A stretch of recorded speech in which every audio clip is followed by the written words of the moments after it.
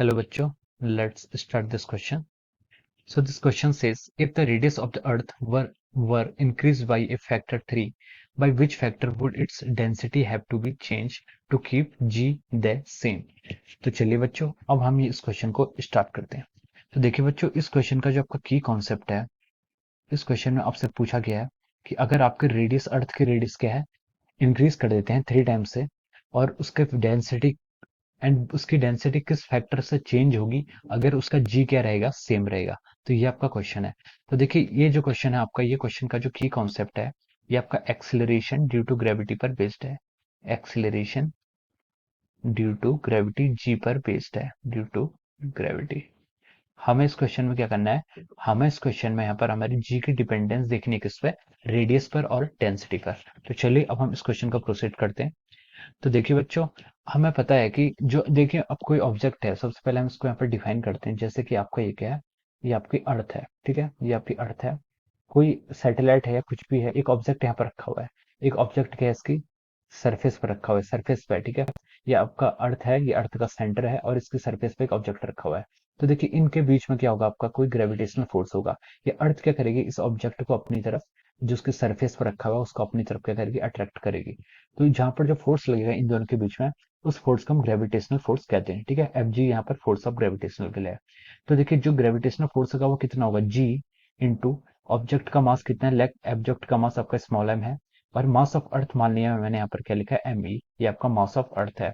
और उनके बीच की जो डिस्टेंस है, मान लीजिए वो आपको आर क्वेश्चन में गिवन है, that is radius of the earth. ये कितनी हो जाएगी, आर का स्क्वायर, ठीक है। ये आपका क्या हो गया, ग्रेविटेशनल फोर्स। तो इस ऑब्जेक्ट पर क्या लग रहा है, जो ऑब्जेक्ट जिसका मास स्मॉल एम है, ये ऑब्जेक्ट आपका सरफेस पर रखा है, इस पर फोर्स कितना लग रहा है, ग्रेविटेशनल फोर्स इतना लग रहा है, G M M into M E divide by R square. और ये फोर्स आपका किसके इक्वल होगा, मास टाइम्स एक्सीलरेशन, ओके। तो देखिए, अब हम यहाँ से कर सकते हैं कि अब इस एम से इस स्मॉल एम को आप कैंसिल कर दीजिए। तो आपका जो एक्सीलरेशन की वैल्यू आएगी वो कितनी आएगी, G into mass of earth divide by R का स्क्वायर। या फिर हम इस ए को क्या लिख सकते हैं, small G is equal to G M E divide by R का स्क्वायर, ठीक है। अब देखिए, जो आपका अर्थ से अगर क्या होता है, अगर कोई बॉडी आपको अर्थ की ओर अट्रैक्ट करती है, अगर कोई भी बॉडी पर अर्थ अपनी ओर फोर्स लगाती है, तो उस एक्सेलरेशन को हम क्या कर सकते हैं, एक्सेलरेशन ड्यू टू ग्रेविटी लिख सकते हैं। और उस फोर्स को कहते हैं फोर्स ऑफ ग्रेविटी कहते हैं। तो इसलिए मैंने ए को यहाँ से जी से रिप्लेस कर दिया, तो जी आ गया आपका G into mass of earth divide by R का स्क्वायर। अब देखिए, उसने हमसे जो क्वेश्चन है बोला है, उसने रेडियस और डेंसिटी की टर्म में पूछा गया है, ठीक है। तो हम डेंसिटी यहाँ पर डिफाइन कर देते हैं। तो देखिए, डेंसिटी ऑफ अर्थ को अगर हम डिफाइन करें, तो डेंसिटी होती है आपकी मास of earth divide by its volume. Volume होगी 4/3 पाई इंटू आर, क्या होगा, आर का क्यूब। या आर क्या है, आपके रेडियस ऑफ द अर्थ। तो हम इसको यहाँ से लिख सकते हैं 4/3 pi rho R cube into M E. ये क्या होगी, आपकी R cube into M E. ये आपकी मास ऑफ अर्थ आ गया। तो अब इसको मान लीजिए, आपकी आपकी जो जी वाली इक्वेशन थी, आपकी इक्वेशन फर्स्ट है, और ये आपकी इक्वेशन सेकंड है।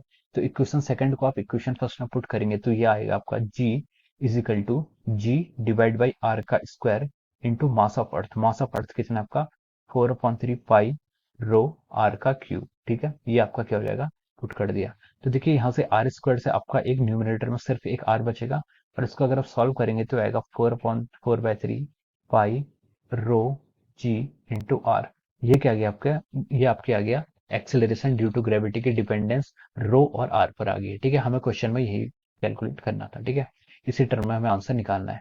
तो देखिए, अब इसमें हम बोल सकते हैं, उसने बोला है कि if the radius of the earth were increased by 3 times. अब जो आपका नया जी डैश होगा, नहीं नहीं, जी डैश आपका कांस्टेंट रहना चाहिए। तो उसने बोला है कि अगर हम क्या करेंगे, रेडियस को क्या करेंगे, radius of the earth were increased 3 times, by which factor would its density have to be changed to keep the g is equal to same।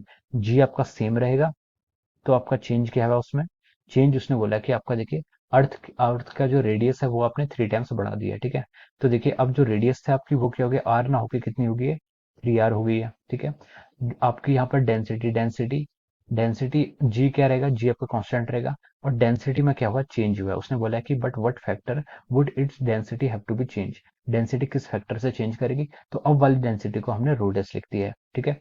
अब देखिए, ये इक्वेशन को आप इक्वेशन 2 मान लीजिए, और ये इक्वेशन को आप, सॉरी, इक्वेशन 3, इक्वेशन 2 आप पहले मेंशन कर चुके हैं। ये इक्वेशन आपकी क्या होगी, इक्वेशन 4। तो देखिए, अब इक्वेशन 3 और इक्वेशन 4 को आप इक्वल प्रूव करेंगे, तो यहाँ से आप लिख सकते हैं, देखिए, 4/3 pi rho G into R is equal to 4/3 pi rho prime G into 3 R. आप इसको ऐसे लिख सकते हैं, ठीक है। अब देखिए 4/3 से आपने यहाँ 4/3 कैंसिल कर दिया, जी से आपने यहाँ का जी कैंसिल कर दिया, आर से आपने ये पीछे वाला आर कैंसिल कर दिया। तो रो आएगा आपका यहाँ से rho is equal to 3 times rho dash. और हमें क्या निकालना था, आपसे पूछा गया था कि डेंसिटी किस फैक्टर से चेंज करेगी। तो जो नया जो आपका रो डैश आ गया वो आ गया आपका रो बाई 3। तो डेंसिटी आपकी होगी 1/3 फैक्टर से या 3 टाइम्स क्या हो जाएगी, डिक्रीज हो जाएगी। तो यही क्या होगा, इस क्वेश्चन का आपका आंसर होगा। क्वेश्चन में उससे पूछा था कि by which factor would its density have to be changed to keep the G same? So density would be decreased by a factor of 3। तो हम लिख सकते हैं यहाँ पर density will